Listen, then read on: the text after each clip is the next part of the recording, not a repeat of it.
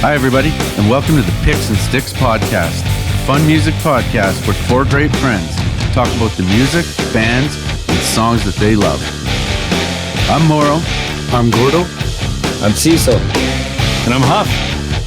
And this is Picks and Sticks. On today's episode of the podcast, we bring you 10 great songs from the band Guns N' Roses. Good day, gentlemen. How are we doing? You back off, bitch. Hey, easy. Don't get ahead of us here. Sorry, man. I can't wait to talk about that one. You can't jump to number 79 on the list just yet. Fair enough, sir. Yeah. We gotta slow down the pace here.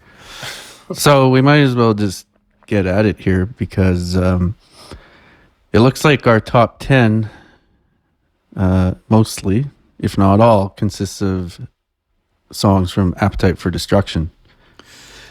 Yeah, which kind of makes it a little difficult to do top 10 songs when they're all from the same album, basically.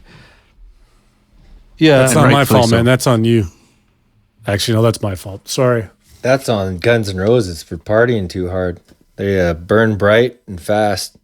It's true. Yeah, I mean, it's funny that, and I guess I'll mention, for the first time listeners, the way that we come up with the list. So there's four of us. We each create a list of 20. So we rank them 1 to 20, and then we take those 80 songs or the four lists, put them through the patented Picks and Sticks algorithm. It ranks them, spits out everything in order, and then we kind of go from there. So that's kind of the way that it works. Now, generally what happens is we've got a wide variety, I guess, of songs from different albums and that, and you'll see that on the other four podcasts. This one was a little bit different in that we've got 10 songs. Technically, I could say 11 because there's a tie in there, but we'll say 10 songs and 9 of them are all from the same album. So we're going to break format a little bit, but still talking about the songs that we like, as we've done before. We'll lightly we'll list what these 9 songs are. We'll talk about the 10th that did make it that infiltrated the Appetite for Destruction clean sweep, and then we'll kind of go from there. So I think that's kind of the way we're going to do it. It'll be a similar format, yet slightly different. Sounds good, man. Beauty. All right. But rightly or wrongly, I would think this for myself anyway. I love Appetite for Destruction, and I had a lot of songs picked. I had almost the whole album in my top 20.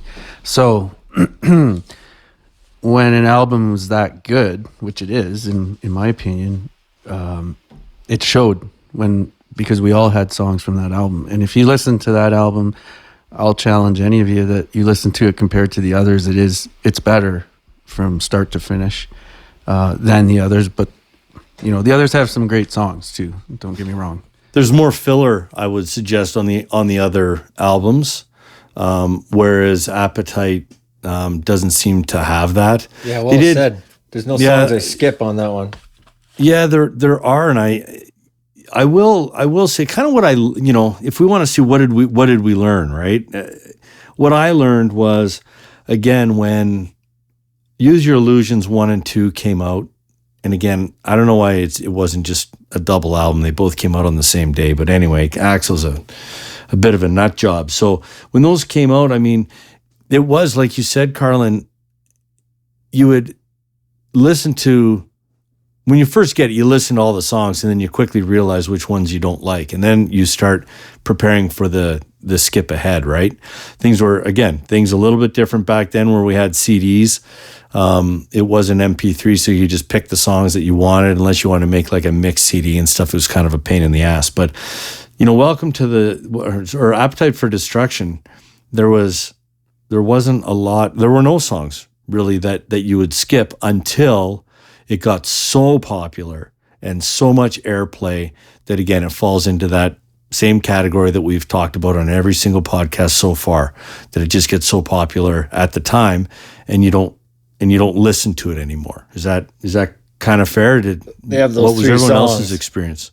There are 3 songs: Paradise City, Sweet Child of Mine, Welcome to the Jungle. Hard to judge now because you heard them so much. Yeah, I agree. Yep.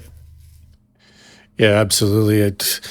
That album front to back is really hard to beat. So any album that comes after, really had its work cut out for it. And I think that Chinese Democracy did a wonderful job of challenging for that best album title. And we'll get back to that. But Yeah, how dare you suggest otherwise, you monster? Yeah, we'll let you we'll defend you that later. But the other thing is, though, maybe, and I don't know the ratings, but I would imagine that album, Appetite for Destruction, in all-time rock and roll albums, is pretty high up there. It usually is. Like, I know it's high on the Rolling Stone one. If I don't know if you want to use that as the, what do you call it, as the as a measuring stick or barometer is that for the ultimate measuring stick? Maybe, but I know generally speaking, if you were to Google what are the top selling or if you want to call it top selling or what are the most popular whatever rock albums of all time, that's in the mix. Always. Well, I'll put you guys on the spot because if I was to pick 20 of my favorite full albums of all time, this would probably be in it. Appetite would be in it. Would it be in your guys or close? Absolutely. Like you're talking about any album all time? Are Yeah, we rock talking and roll like album. any genre or like all together? We'll call it rock and roll. Call it rock and roll. I think Yeah, for me, it's it up would be there. just I think outside so. my 20. Just outside. But it's in the ballpark. I think it is. I mean, and maybe that's something that we could do one day. Off the top of my head, there's a few that, pop in my mind. I would suggest, without really going through the exercise, I'd be surprised if Appetite wasn't in my top 20 all time. Yeah, me too. And honestly, it was funny because I haven't listened to it again in a long time. This is what's great about this, and I'm hoping that the people that are listening are doing the exact same exercise. You haven't listened to it in so long that you're going back and doing this. Maybe we should go back a little bit further. Does anybody remember the first time you heard Guns N' Roses, or what your first reaction was, or when you bought the album, or anything like that? Gord, have you got anything off the top of your head as I throw you on the spot? Sure. I think I'm not 100% sure, but I was in high school when this came out, and if I'm not mistaken, the first time I heard this was in our school lunchroom jukebox. Like we had an old school jukebox, and I was trying to slap back a grilled cheese sandwich and a Coke, and all of a sudden I heard this, and dudes like talk. Oh, have you heard Guns N' Roses? This is amazing. And, it was all the guys with mullets, and I was like, "What are you guys talking about?" Then they turned it up, and I'm like, "Wow!" It was "Welcome to the Jungle." I'm pretty sure is the first song I heard, but yeah, I'm pretty sure it was my high school lunchroom, and I was quite impressed right out of the gate. Morrow? Well, I was once again. You sound like a broken record, but I was at Trev's house. But that's what we did when we were that age. It was 1987, and he'd bought it. When I first heard "Welcome to the Jungle," I thought it was really weird. But then I was, once I listened to it, I was like, "Wow, this is pretty cool." I don't think I liked it as much as at first as I ended up loving it later, like a few years later. I don't think I appreciated it as much as I do now. Mm-hmm. Yeah, it came out when I was in junior high, and I don't know the first time I heard it, but the first time it stuck with me, it was my volleyball teacher, Madame Delille. I went to French immersion. So you carpool to your volleyball games, right? Riding home, and Madame Delille was like a leather pant, hair feather teased up top, like Nice. full heavy metal outfit, right? I might have And seen her at the heavy- Livewire at one point. Heavy makeup, probably. And she played it like so loud, and she could do that like blah, blah, blah, like the like I'm just like, this woman's awesome. What a freaking awesome teacher, right? So right there, I'm like, we all jump. Well, that's when everyone's jumping on the bandwagon.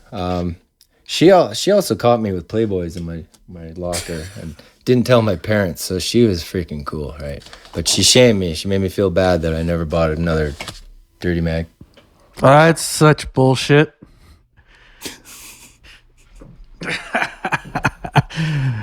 You probably got a closet full of Playboys at your house now. She shamed you.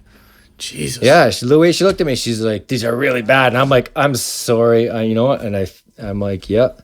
And I thought you were going to say she slid a picture in the Playboy of her or something awesome like that. No, that's very disappointing. She made me feel bad. Huh. I will say one thing. There was a fair bit of competition for them when they released that album, because even like Motley Crue had 4 albums, and they released Girls, Girls, Girls that same year. Whoa! And they were pretty popular. And I love Motley Crue. I think they're pretty good band all around.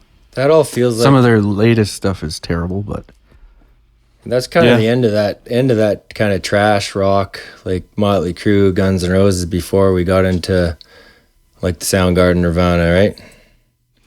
Yeah, if we go backwards, I mean, and I must have been living in a bubble or something. You know, again, I was living in Northern Ontario, but it's not like, you know, I was living in uncivilized territory. 87, as you mentioned, Mauro, was the release of Appetite for Destruction. We talked in the Metallica about Injustice for All. That was 88. I don't know how this happened, but I actually heard Injustice for All before I even heard Appetite for Destruction. I didn't hear Appetite for Destruction until 1988. I have no freaking idea. It's not like I wasn't a metal fan or a hard rock fan or anything. So it was weird. It was, again, exactly the same way that I was introduced to Injustice for All was Appetite for Destruction. And it was in the Vowses' car. I hopped in one morning. We were going to school, and he had the cassette, and he fired that in. And you know, again, that the rest, I suppose, is history. I became a big fan. We listened to a lot of Appetite for Destruction back in the day. And that was the introduction, but it was weird that, you know, I was probably a year behind everybody else in terms of when I got into the band. Like I think Lies came out probably, I think I heard Appetite and Lies all at the same time. It was weird. Wow. That's the year the Joshua Tree came out too. Yeah. That was a monster album. Yeah, that was 87, because I remember I was big into U2 at that time too. I mean, I was listening to everything, like we talked about in some of the other episodes, right? I was listening to U2, I was listening to the Smiths, I was listening to, you know, 5440 and Iron Maiden and like a whole bunch of different stuff. I was at that time really big into U2, but it's not like I didn't enjoy the hard rock and some of that stuff, but for whatever reason, I guess it took me a while to get my addiction to record stores. And then once I found that addiction, I started just buying tapes and CDs based on album covers and stuff like we used to do back in the day. Me and Mauro would spend hours in a record store, and we'd come out with a few. Me and my buddy Rick, shout out to Rick Fawcett. We would go downtown. I don't remember the name. There was one on 8th Avenue, and we used to go down there. We would spend hours leafing through all kinds of stuff and just start picking stuff based on what the album cover looked like, and then take it from there. So anyway, off topic there. So why don't we, unless anyone has anything else to add in terms of their experience with Guns N' Roses, you know, maybe I'll add, I was lucky enough to see them in, what year was that? Was that 91, 92 in Edmonton? I went and saw them with Brian May Band opened for them, and it was during that time, like the opening act goes on, and then we waited like 2.5 hours because Axl was in that he doesn't go on stage until he's ready phase. So you didn't even know, right? Remember that? He was causing riots in Quebec and stuff, and he was just a dick, you know. And it gets later and later, and you're sitting there and you're thinking, man, he's not going to come out. Like, this is bullshit. And then they came out, and it was a great show. But I'm glad I had the opportunity to see him, because I doubt I'm going to get the chance to see him again. Saw him, what was it, a year and a half ago, and hey, it's worth it. They were fantastic. Sounded Where great. was that? Vancouver with Royal Blood. And Axl could sing. He could sing great. He performed good too. I was actually shocked by how good they sounded. But they went on too long. It was 3 hours. You think that's too long? It was hot and humid. I was getting a little Oh, it was sweaty. outside? That fat ginger made it 3 hours? No, the BC Lions play with the dome. Oh, BC Place. Yeah. It's like that stupid dome. It was sweaty. So it was open on the top, but it was a little like, there's no breeze. Anyways. That would be sweaty. Yeah, I saw them when they were in Edmonton last. Just was it 2 years ago? Okay. How was that? Were they It was good? it was really good. No? It was really long too. It was super long. It was almost too long. That's how I But, felt. It was like burning out at the end. It's tough when they stop selling beer, right? Well, that Yeah, was there wasn't enough beer to Yeah. keep me going. You get to a certain point, you get a really good glow going, and then they cut off beer sales, and then you start to burn out. It's either you don't have any beers or you have to keep going. And they always, I don't know, they always mess that up at concerts, right? It was a good show though. Very few where they'll serve beer the whole way through. Yeah. Okay, so let's transition to the top 10 list, which we'll do a little bit differently. Traditionally, we'll kind of count them down, and we'll talk about different songs. Again, because we've got 9 from Appetite for Destruction. So maybe what I'll do is I'll list them in descending order. So the number 10 spot is Rocket Queen. The 9th spot is actually held by a song off a different album. So we'll skip number 9. We'll get to that later. Number 8 is Anything Goes, then Sweet Child of Mine, Paradise City, Night Train, My Michelle, It's So Easy.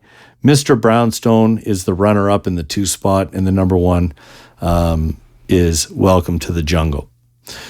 That, when you think about those 9 songs, as we mentioned off the top, it's pretty hard to argue that that's one hell of an album, even if the other 3 songs on the album were shit. Yet it seems as though you're arguing that exact thing, Huffman, because you didn't have Paradise City in your top 20. Is that an I oversight? didn't. No, it's not. For me, that's not an oversight. That was a song that I was never a fan of.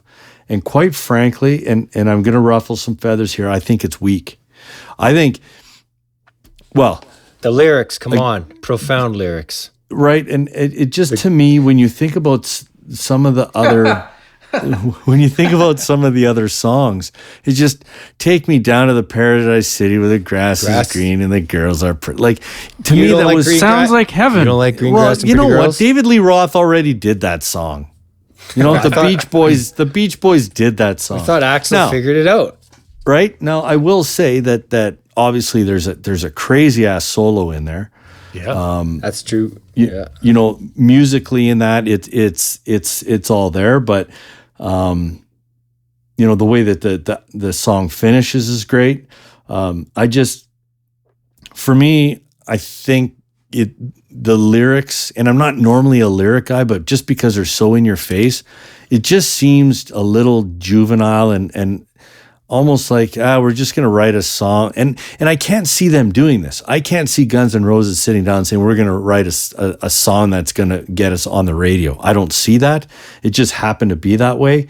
So, yeah, I was the only but you're talking about a band where the guitar player lost his shoes on stage and his pants broke and he had to play without his pants. Oh, I saw that video. And Unbelievable. Axl was falling all over the places. I mean, you had to expect some lighthearted fun out of them, But it is far from Sweet Child of Mine has got really good lyrics, so it's a long, long ways from that.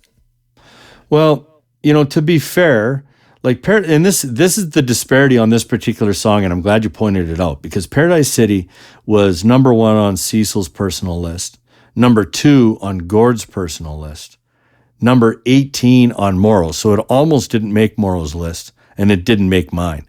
So it made it pretty much on the strength of Cecil and Gord's love. So, I'll throw it back to you guys, unless, Mauro wants to say anything about it, but, maybe Cease and Gord should maybe, rather than us defend on why it's not there, maybe you need to defend why it is there, because it's not their best song. How dare you, sir?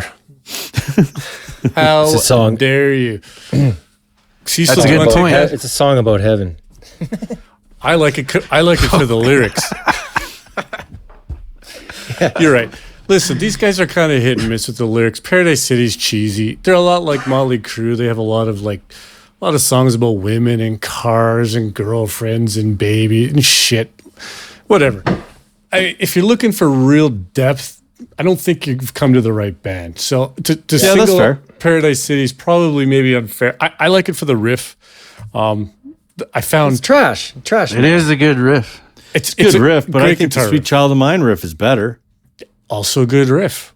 Axl has a tendency in my eyes to really make and break a song, and he breaks a lot of songs on some other albums. Yeah, I find we'll him- talk I- about some of those. I find him tolerable on Paradise City. He probably doesn't make this song, but he doesn't quite wreck it enough for me. I get what you're saying about the lyrics. So he probably one of his cheesier songs that way, but I think Slash and Izzy Stradlin, I don't remember which of the two wrote it, but they really carry the day in that song. It's a good play a sports song if you want to get pumped up. Oh, I forgot where I was gonna go. Sorry. Okay, so I mean, yeah, I guess we'll leave it at that on Paradise City. Yeah, I didn't find that with Appetite there were those moments where Axl wrecks a song with his voice. Like I said, we'll talk about a couple of them. But when you think about like Mr. Brownstone, It's So Easy, Night Train, Anything Goes, Rocket Queen, like those are such great songs, and I didn't find that the Paradise City made it on my list at all. When we look at the other ones, though, what I find interesting is that, and maybe it's not interesting if we all love the album so much and we all admit that it's a great album, is we all selected those other songs, right? The other songs were picked by all four of us. Paradise City is the only outlier. Oh, I guess, let's talk about Rocket Queen then. Because, in similar fashion, Rocket Queen was number 4 on Cecil's list, number 5 on Gord's list, and it didn't make my list, it didn't make Mauro's list. There's live sex in that song. Not that's why I like it, but killer intro. Killer intro. You're starting to get a reputation on where your selections are coming from. If you want sex, drugs, and rock and roll, that's Guns N' Roses, right? Yeah, sure is. Yeah. But when that riff kicks in the beginning, I mean, Yeah, it's a good one for me. And as much as I'm a pretty big critic of Axl Rose, he's not my favorite guy out there, but I think his singing on this is really good. Actually, on this, one of his better on the album for sure.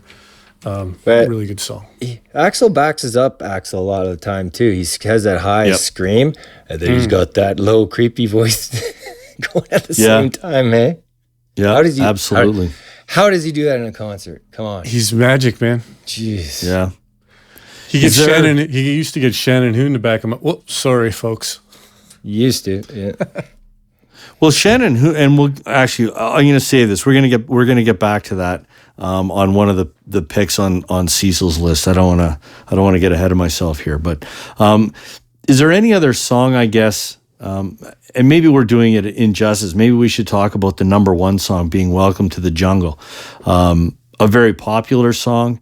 In some cases in our podcast, we find that the songs that have gained, vast popularity, worldwide exposure, that we get tired of them, and you still hear "Welcome to the Jungle" in radio stations and other different places. Yet there was the lowest it was ranked out of the 4 of us was 8. So we had a 1, a 2, a 7, and an 8.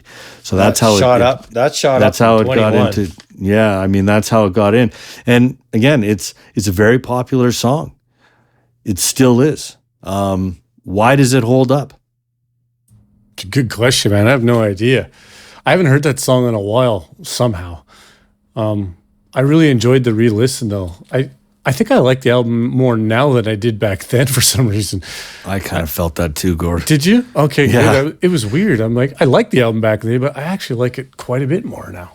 Oh, way more now. As well, Yeah. I had more appreciation for their other albums too. So I enjoyed the re-listen immensely with this band. But yeah, I don't know what it is about Welcome to Jungle. It's a very iconic guitar riff. I don't know. Anyone else? I would. It's not a really like. It's a very different kind of song. The intro's different. There's a solo at the beginning of the song. It kicks into the rhythm a little ways in, and it's not your typical rock song, I guess. So it's kind of different. Yeah. It's a little kind of creepy and dark. It's like horror movie-ish. Huh. I just think it's one of those songs, and I do get sick of stuff when it gets played and played and played. But this one, it doesn't seem. Whenever I hear it, it's like, oh yeah, Well, I had a great song. 21. Maybe because some of the other songs that I hear are so shitty. But Welcome to the Jungle is always welcome in my jungle. Sorry, cease. and that's the episode, and we're done, boys. I can't follow that. Where do you go from? Yeah, but cease. You were mentioning that you had. So were you about to say that you had it at one point at 21 on your list, and it was 21 because I never. You were wanted wrestling with it. I never want to hear it again because I'm so. I mean, probably Jim Rome show, right? You hear it every single day for years, and then I'm like, and then as soon as I played it, it all came back. I'm like, man, this song, it's a good song, right? So I had it creeped up about 15, and then I'm like, I can't deny it. It's a fantastic song. That opening is something else, right? Yeah, it is, and I had such a hard time with the songs on Appetite and figuring out which one goes first. I listened to the album I think 3 times in order in its entirety, and the deciding factor was when I played it the last time. It was which songs I was singing the most to. And that was for me the only way that I could break a lot of these tiebreakers. Because just like C said, I was moving these things around. It's like 1 minute I got this number 1, then it's number 6. I'm taking the number 8, and it's at number 1, and all that. So I ended up with Night Train and Think About You in my 1-2 spots. Both of those are in the top 10, and it was purely based on the songs that, when I listened through the 4th time, that I just happened to be singing and kind of jamming out to that. And at the end of it, when you finish a song that you just really dig and you're like, man, that's a good song. It was kind of one of those. And I'd be remiss if I didn't mention one of the great things about Appetite for Destruction is there is sufficient cowbell. There's no shortage of cowbell in any of those songs, and particularly Night Train. And I don't know, Steven Adler gets a bad rap, but that dude knows what to do with the cowbell. Absolutely, man. Grand Funk Railroad fan. Do you guys Right? Do you guys like Steven Adler? As far as drumming goes, is he a good drummer? I don't know. I'm asking you guys the question. I can't think of. I mean, you can always criticize, overanalyze, whatever. When I listened to it, I didn't think, God, it wasn't like we'll say like Nirvana, right? Where it's very difficult to argue, and I know some will. There are some Dave Grohl haters out there that say that he's overrated as a drummer, but I would suggest that he elevated that band. I don't have a problem with Steven Adler. I think he's really, really good on this album. I think there's some great fills. He doesn't overplay it at times. It's a rock and roll album. And again, I think he's great. Is Matt Sorum a better drummer? I don't know if I have the answer to that. Yeah, I didn't. I always heard Steven Adler kind of get flack that maybe he wasn't a great drummer, but I didn't think Matt Sorum played any better on any of the other Guns N' Roses stuff either. Yeah, Gord, did you have anything else to add to that, or? Well, I was going to say, just based on the I've never seen him live, so I can't comment on either drummer. But just based on the albums, I didn't find Steven Adler any worse. In fact, I liked his drumming a little bit better. He's very good as a straight ahead rock drummer. He's kind of like Tommy Lee, as you say. Very appropriate, tasteful use of the cowbell. Shout out to the Night Train, like you said, like unbelievable. Yeah. I thought he was really good on that album. I don't know if he had more to work with than Matt Sorum did on the other albums or what, but I thought he was really rock solid. I'm not so sure he got let go was it for a musical ability or was there some other things going on? I think it was, and again, we're totally talking out of our ass here, so I know someone's going to correct us, right? Completely. Right? Probably, should research some of this stuff. As my wife mentioned, you might want to research some of the stuff before you talk about it. But this is, four guys having a conversation, and sometimes you can't Google it, right? Sure, brother. I think it was some sort of personality thing. I don't recall ever hearing that it had anything to do, as you said, with musical ability. I could be wrong. I'm not exactly sure though.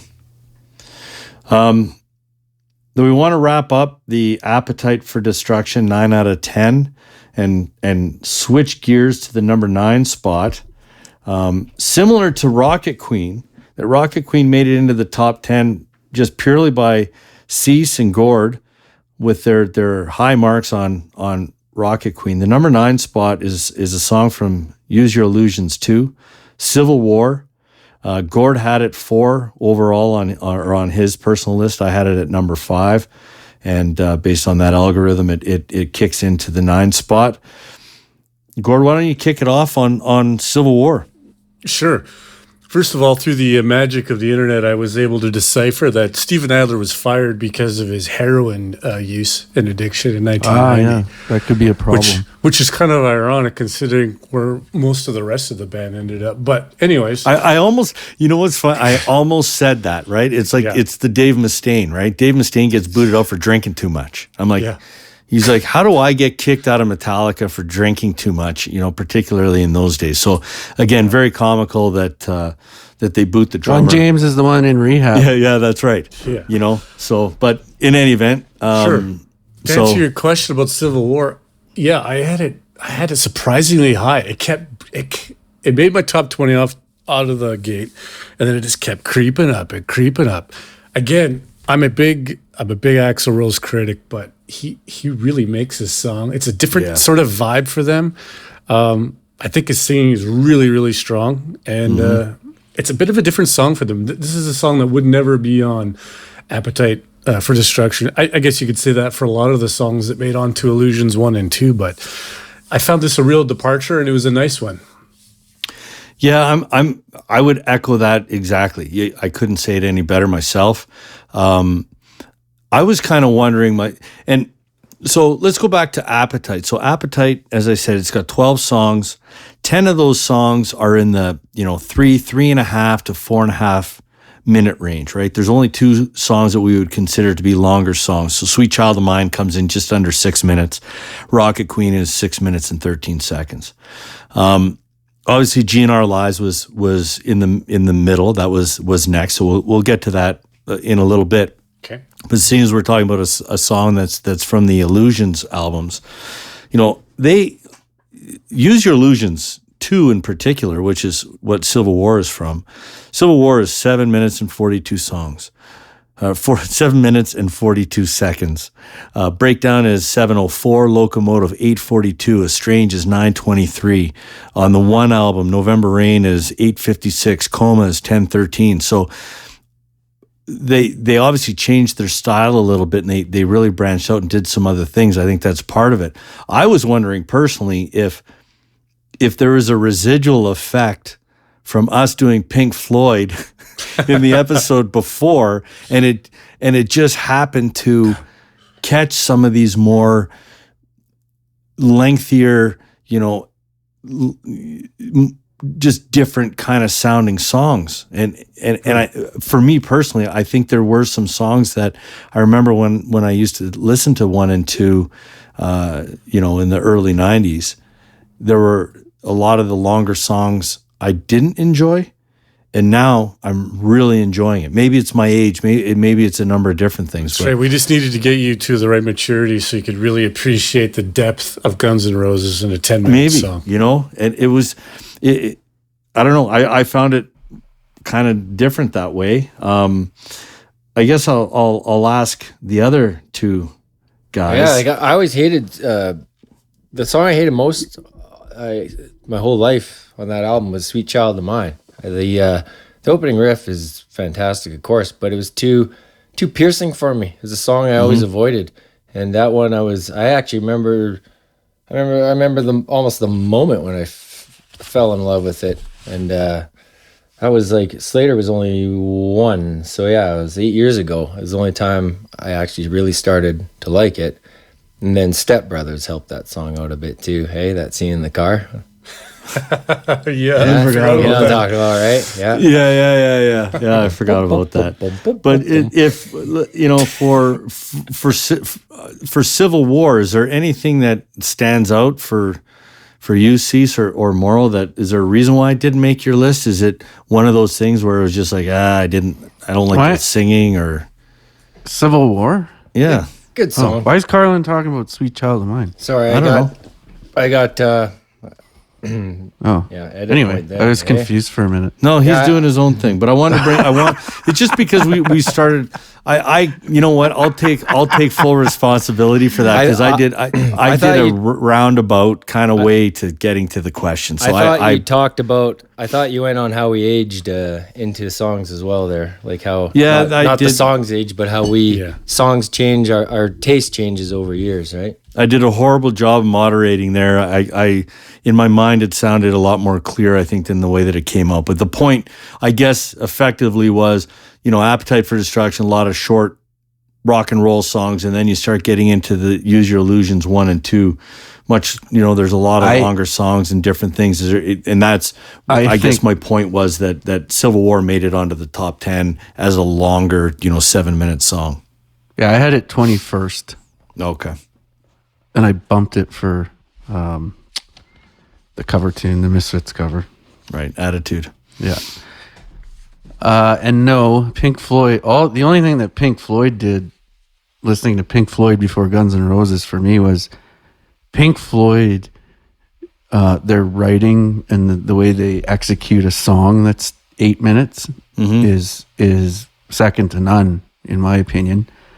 And for me, you won't see a ton of long songs that I picked here because I don't believe that Guns N' Roses are in the same league of songwriting. So anything over about 6 minutes for Guns N' Roses, it's got to be a pretty damn good tune for me to like it. Yeah. Slash carries a lot of those though too, right? If it's a 2.5 minute solo, then that extends the song quite a bit. I would agree with that totally. A lot of these songs, I think, tend to be. It's like they wrote them to be long just for the sake of being long. I don't know if they got ahead of themselves or what. Hey, we're big rock stars now.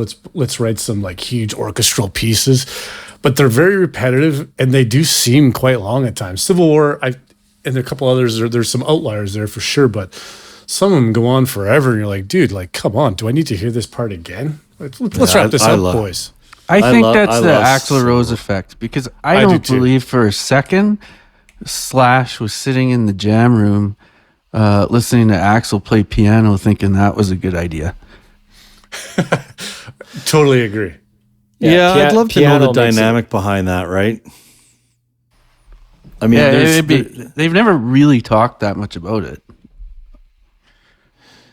Yeah, and maybe some of the songs. So let's, so that's the top 10, if you will. If we'll wrap it up. So it's from 10 down to 1. It's Rocket Queen, Civil War, Anything Goes, Sweet Child of Mine, Paradise City, Night Train, My Michelle, It's So Easy, Mr. Brownstone, and Welcome to the Jungle. The one song, maybe we'll get into some of the other songs, if you will. And we're not going to go through each and every one, but Double Talk and Jive off Use Your Illusions 1 was in the mix. It was only a couple of points behind Rocket Queen. It made the lists of Gord, Morrow, and myself. So do either of you two want to talk about Double Talk and Jive in any way, shape, or form? Yeah, it's a really different song for them, and they did some kind of effects on his vocals. I'm not exactly sure what it is, but it just it's got that sort of, the song almost has a country rock groove a little bit. It's funny you say that about the vocals, because I started looking to see, and what I think what I really loved about Use Your Illusions 1 and 2 is that some of the other guys were singing, lead vocals in different parts, and there was, it seemed to be more of a band effort. And like you say, when Axl can really get on your nerves, and it's amazing it doesn't happen on Appetite just because he sings all the songs. But I was, as I was listening to it, I'm like, that can't be Axl, but it is. Yeah.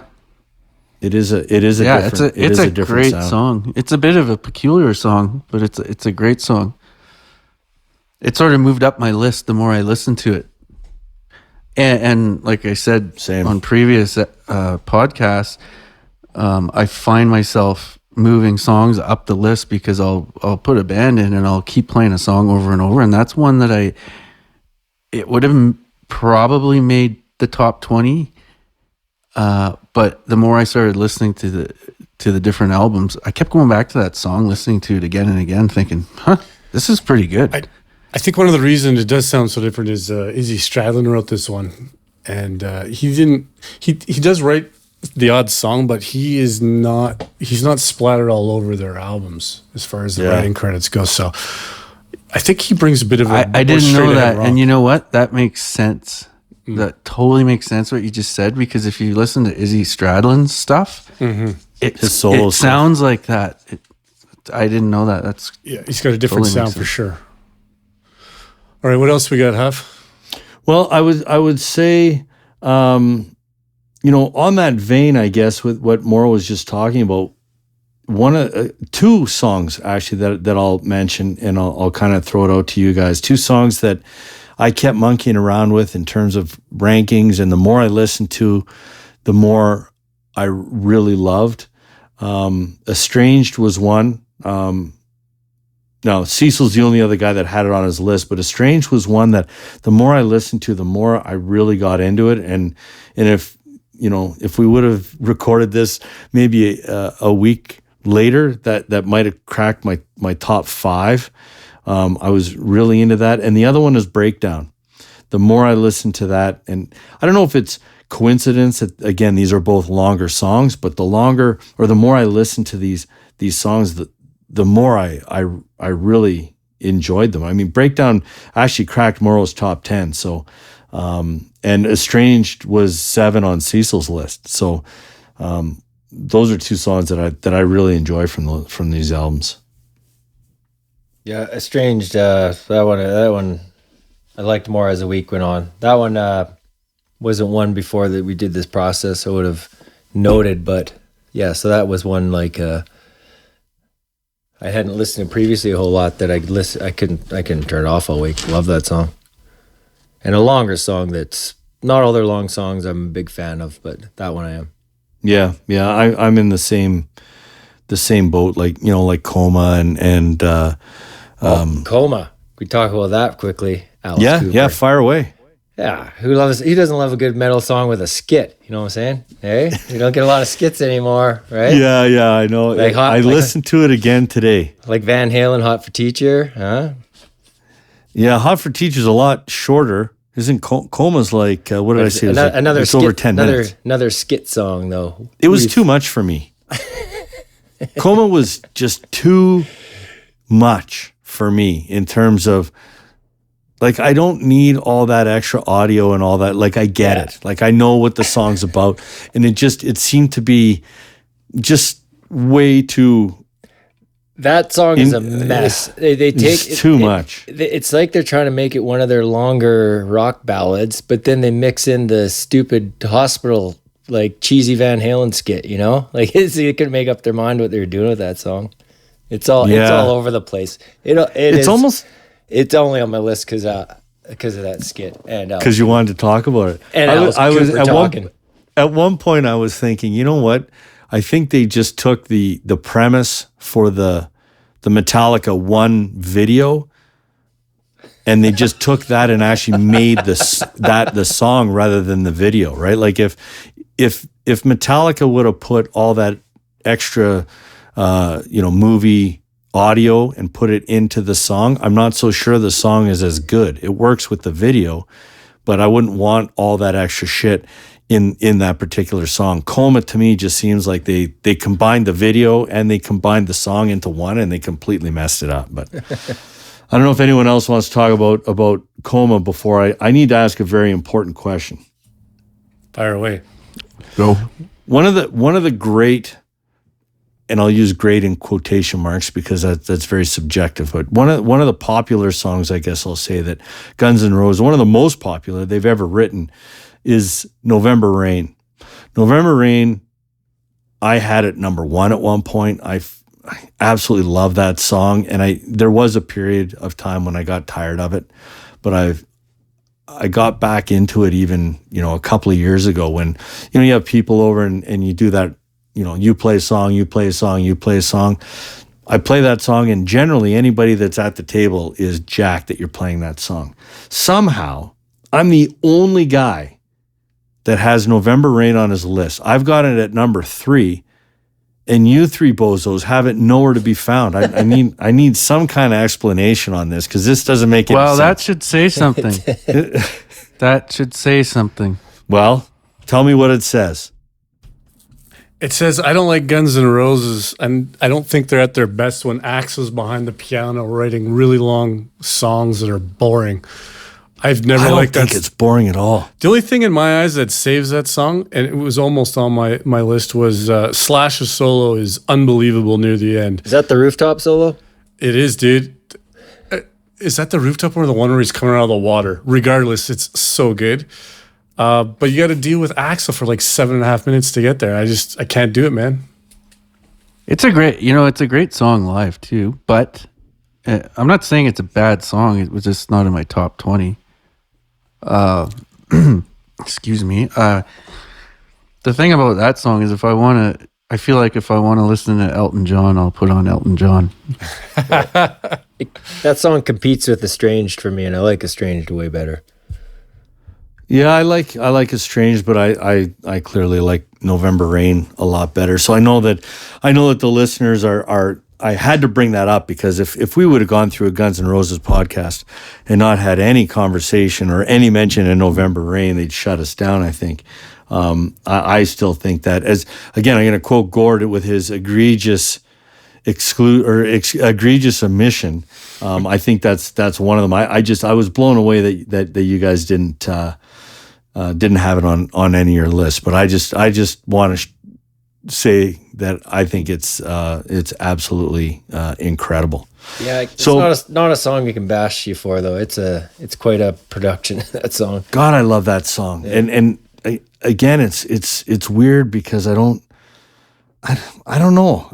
I can't even explain. I mean, you're starting to creep me out. Get you in the feels, hey? Right in the feels, right in your jellies, huh? Here's the one thing that I'm really struggling with. I get it, man. I get it. The one thing that I struggle with this band, because the one constant is always, the Slash solo is this. Like there's so many great solos. I mean, there's one in this song, obviously. Like it's. I don't know how you can talk about any of the songs in a way without mentioning Slash as a guitarist and his style and what he brings to the music. But anyway, I'll move on, and I'll give this one last listen after the podcast and reminisce just to myself, being the one person who likes the song. I have a Use Your Illusion CD. I'll bring it to you. And you can, Don't worry, I've got it. So I think, again, unless there's any other songs sort of that we've got on this list, I think this would be an appropriate time to. I need to make a quick correction. Yep. I got the Coma skit mixed up. Skits in Coma, but there's no Alice Cooper. That's the Garden. So if you're looking for Alice Cooper, and go to the Garden. I'm sorry. Thank you for bringing that up. Actually, There's so much. That's how much is going on in Coma. There's difference that you get. There's songs within the songs.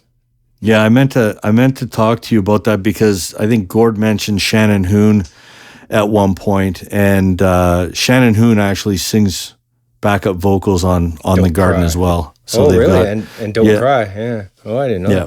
Yeah. So that was one thing about the Garden that almost made me put it on my list is I think the Alice Cooper part in that song is so good. And it is so that period of time of Alice Cooper, like when you think about the songs he was releasing in the early 90s and stuff, it was, I don't know. I love that part. It just, the rest of the song doesn't really do it for me, but big ups to Alice Cooper on that. I think he does a fabulous job on that song. He's passing down the Vincent Price. Didn't Vincent Price speak on, what song was that? Anyways, that's Alice Cooper that Vincent Price speaks on, similar to the way he does it on the Garden. Anywho. Yeah. So unless anyone wants to chime in with anything else, I think this might be a good time to throw it into the deep cuts section of the podcast. If you guys want to select, I mean, there's no limit. You can pick as many as you want because God knows, I usually take 2-3 runs at some of the songs. But Cease, I'll throw it to you. And you've got a really good, interesting list in terms. You've got a couple songs from Lies on your list, but you can either talk about anything on your list, anything on anyone else's list, or anything that's not on anybody's list. For all I care, fire away. I'll just stick a couple points with one song on Lies to stay away from. Song that did not age well is One in a Million. Agreed. So that's one not even worth playing. You know, like back then it was a bit different time. Axl was angry about getting rolled or something, but it is that song should be just put away. And Spaghetti Incident. If you're gonna cover a song, it's got to be a bit different or better. Like songs like Raw Power by the Stooges, it's just they throw piano on top of it. It's just there's a few if you're gonna cover a song, just different or better. Yeah. One of the two. It's got to be better. Is there anything from the Spaghetti Incident that you like? There's a couple on there for me, but you know what? They're I'd like good. to... Actually, I did enjoy the listen. But I found it hard to put songs on the list because it's like, is that because the song was written so good by the original band, right? But Moral was the only one that had a song from that album, I think. I don't think anybody else had anything from there. I couldn't. I liked it. It's okay. I prefer their original stuff. I mean, there's no 8-minute songs on there, but although I think there's one song that's about 6.5 minutes, if I recall. But anyway, the title is an inside joke, and it's kind of a put off because no one likes to be outside of an inside joke. So right away, it's like you buy their album, it's like they're laughing at you. Yeah, I didn't even know that. Gordo? Well, actually, before we even get to that part, I know where we're going, sir. You're damn right. So, and we'll get into your deep cuts at some point, but I do need to understand how you've got 2 songs, and we haven't even talked about Chinese Democracy really as an album, but you've got 2 of your 20 songs from that album. Help me understand what it is, and I don't want to come across like you're an idiot, but I'd like to at least understand where the hell you're coming from, because Sure, buddy. So I don't know how this happened that I'm defending Chinese democracy. This is really a sad state of affairs because I actually think the album is overall pretty awful. It's not the worst album I've heard, but it's an Axl Rose project that if you have some fun and look at the album credits, there's like 14 studios, like 100 musicians, and it costs like $13 million in 15 years. It's absolutely absurd. It's really bloated. A lot of it's crap. Now, having said that, I am not really familiar with that album, so I want to give it a real honest listen through. So I did listen through a couple times, and I was surprised that 2 songs jumped off at me. One being Scraped, I had a number 12, and the other one was There Was a Time. I thought those were 2 little gems in the album that otherwise was pretty dreadful, but I actually really like those songs, and I encourage you if you guys want to like just try and pick something out, to just listen to those 2 again, see if it does it for you. Maybe it doesn't, but I thought those ones are really good guitar riffs.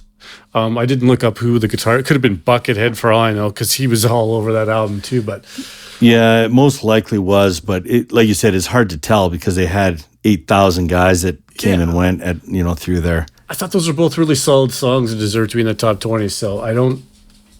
It's funny that I'm having to. There was a time was on my list. Is that right? In around 20-ish. Like Okay. it didn't make the top 20, but it was there. Yeah, so all I in did- all, shitty album. Don't buy it if you haven't yet, folks. But there's a couple singles on there that might be worth listening to for sure. It was too electronic for me. And again, what I think makes Guns N' Roses great, when you think about the classic lineup, those guys are really, really great musicians. And with all due respect to Buckethead, who is an accomplished guitarist, right? He's very well known. He's very well respected, he's really good. and he's played with some legitimate bands. I think he played with Primus. He played with System of a Down and stuff. But let me just explain something to you briefly. Maybe this summarizes it for you. The man wears a KFC bucket on his head and calls himself Buckethead. I'm not really sure how good you have to be to get past that stigma, but when you choose to do that, that's not a normal individual. And you're certainly no Slash, sir. Take the fucking chicken off your head and cut it out. Yeah, Axl tends to like guitarists with tall headwear. But there's actually good guitar solos on that album. It's probably one of the best things about it, to be honest. There are. I miss, and it's a different style. I miss the bluesy. I feel like Slash, and this is the way I interpret it, the way that it comes across. I feel like Slash plays with more feeling, or more there. It tends to come across more emotional than just playing a riff and just playing a. There's some good stuff on there. I think if you would have been able to write that album or record that album, with Slash and Izzy and Duff, I think Duff gets overlooked at how good of a bass player. He's so good on Appetite. There's just some amazing bass lines in there. I don't know. I think that, again, personally, I think that would be a lot better. But at no time would I even, in my wildest dreams, think that there'd be a Chinese Democracy song at number 12, for Christ's sakes. Like it's just insanity. And quite frankly, I believe it's just a complete slap in the face that Scraped is on your list in November Rain, isn't it? I think it's a complete outrage. I just want to bring up one. I want to bring up one thing just on the Slash point. Before I forget, because I'll forget. My 2 favorite Slash solos ever are on Lenny Kravitz's album. Really? Yeah. I haven't listened to any Lenny Kravitz. You don't listen to Lenny Kravitz? Mama Said, is he in that one? Yeah. Oh yeah, I know that song. What's the other? And what's the other Field song? of Dreams. I don't know Field if of Joy. Field of Joy. I don't know if I know that Joy song. And Slash is awesome. He's great in, again, like everything that he does. Like Velvet Revolver there's some really, really good stuff on there. Again, Slash is he stands out. He's done some stuff with what's his name? What's that band that he's got with the guy from Age of Electric, Todd Kearns, I think. Miles Kennedy. Oh, Miles and the Kennedy? Conspirators, I think it's called. Miles Kennedy and the Conspirators. I heard a couple of their songs and Slash is on that. He's I don't know. I'm a big Slash fan. I think he's awesome. So I think he's missed on an album like Chinese Democracy. But Absolutely. Anyway, He's one of the greatest rock and roll guitar players ever, bar none. And he might have the best rock and roll name of all time. Come on.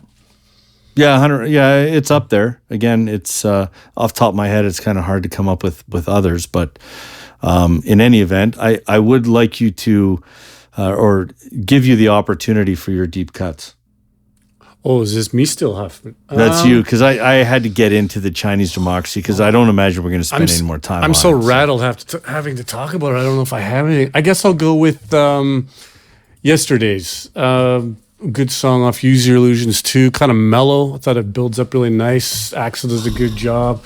Kind of I don't remember liking this at all when I was younger. I just one of those ones I skipped through. It's because he butchers the vocals. It's a good song with horrible singing. And it's his own song. it. I appreciate it a little bit more these days. So I thought Yesterday's was pretty good. Paul McCartney would sound good singing that one. That's true. That's a good call. Morrow?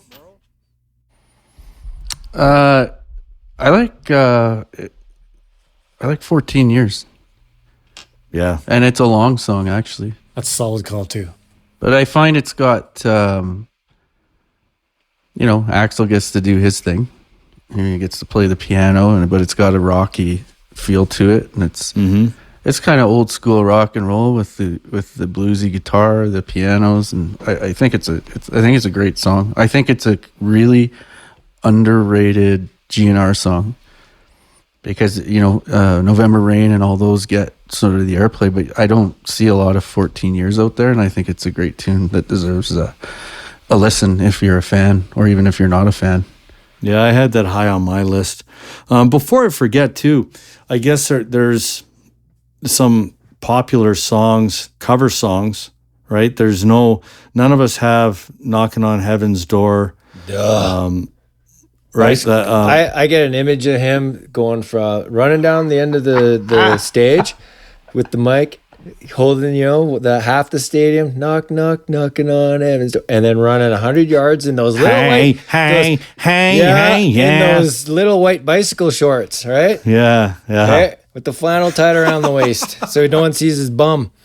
Sprints down the other side of the stage to the other side of the stadium.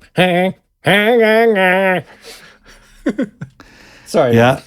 I thought I was going to get crucified for not having that or Live and Let Die, because those were pretty big singles for them, right? And oddly enough, none of us have those songs listed in our top 20. I'm happy to see that because it's not their songs. You got to make covers better. And to be honest, they're not like what's the Nazareth song on Spaghetti Incident? Hair of the Dog. Hair of the Dog. And if you listen to Hair of the Dog that they cover and the original's like 100 times better.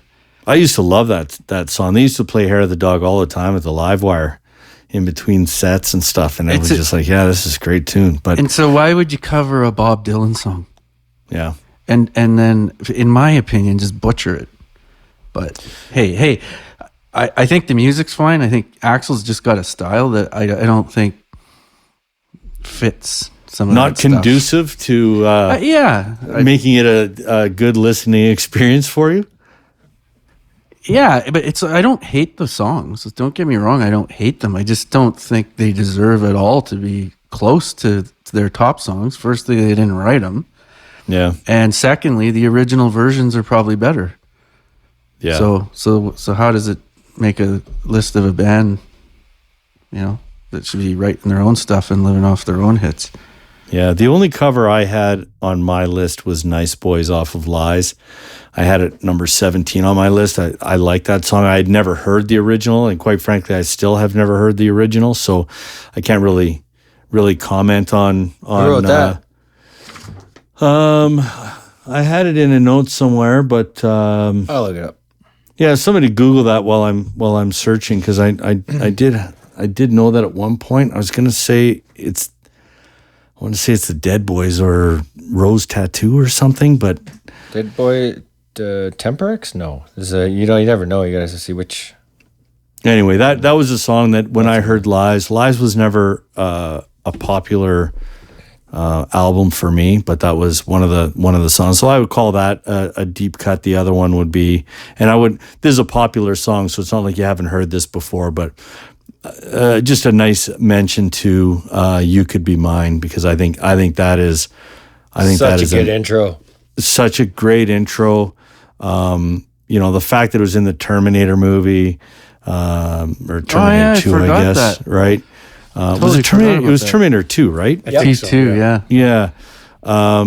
Anyway, I really like that song, and I think it's a really strong song. It's a little more Appetite for Destruction more than Use Your Illusions. So that would be kind of one of my picks there. So, any other omissions? Well, after I had be Patience, I guess would be one. After I had my rant, I did have a cover song in my top 20. Yeah, I know. I was going to mention that, but it was Attitude. But that was ulterior motives. I feel like if I slip the Misfits into enough podcasts, that we'll do one on the Misfits. That's right. We've done 5 podcasts. This is the second time you've mentioned the Misfits, so you're certainly on your way. I got one more, Huff. Yeah. I not just for the title, but I do like Back Off Bitch, and I wonder if a song like that could be even released nowadays and get any sort of airplay just with the lyrics and the title. But I find it a catchy song. It's kind of funny to go back and listen to those songs and see what a little bit more you could get away with in terms of lyrical content and a little misogyny on the side. But it's a catchy song if you avoid some of the lyrical content. Yeah. And to clarify, Nice Boys is a Rose Tattoo song. You love the lyrics. You're just trying. You're bullshitting. Yeah, you do. You're trying not to be a dick. It's ridiculous. I think I've never heard anything so ridiculous. I think the lyrics are entertaining. Like it's a funny song. You go ahead and give it a listen. But that's Axl, man. That's what he does. I saw it on your list, and I purposely listened to it a couple more times just to make sure that I didn't miss something, and I confirmed that I didn't. Well played, sir. Any other closing remarks before we shut this one down and we talk about what we're going to do next? I enjoyed the re-listen a lot, even though I've been shit talking Axl for like an hour now. I remember them not as musical as they turned out to be. Meaning, like there's a lot more. I thought there were a lot of flat, a lot of sizzle, and they got a lot of steak in there too, man. They're a good, solid band. Mm-hmm. Yeah, I brought Use Your Illusions 1 and 2. They're back in my playlist. That because I've listened to Appetite. That never gets too far, and I haven't pulled those two out for I don't know, quite a while. There's too many good songs that on both those. Yeah. Yeah, I think I got a little more appreciation for them because I haven't listened to them a lot in recent years, and there's some really good songs on them for sure. Yeah, I agree. Again, listening to Appetite for Destruction straight through was pretty cool because I haven't done that in so many years, and it's just one great song after another, and then kind of reintroducing myself to some of the Illusion songs, some stuff that I used to skip over that I don't anymore, and some songs that I used to like, and I go, I don't know what I was thinking. So, well, and just to tie in with my comment at the beginning, if an album like that fits close to your top 20 rock albums potentially of all time, you know that every album in there's almost all the songs are going to be great. And that's the thing with this one. They're all great and they're almost all as good, if not better than anything they wrote after that. So, the album deserves its credit. The algorithm kind of called us out and it took what was popular among us and all of us liked all the songs on there. So that's, that's what we ended up with. Yeah. Hopefully the new material that they're writing is strong like that they get back to some of those roots, and hopefully Matt Sorum picks himself up a cowbell and can work some of that in, and then that's the recipe for success, I would say. Indeed. Yeah. So I think that does it. So we certainly hope you enjoyed this episode with Guns N' Roses. Like I said, if you did enjoy it, tell your friends, your family, your neighbors, your coworkers about it. We'd appreciate the word of mouth. If you didn't enjoy it, just tell them anyway. They may have better taste than you. Make sure you don't miss an episode. Subscribe to the Picks and Sticks podcast. You can find us on Spotify, Apple, Google, Stitcher, really anywhere that you download your podcast from.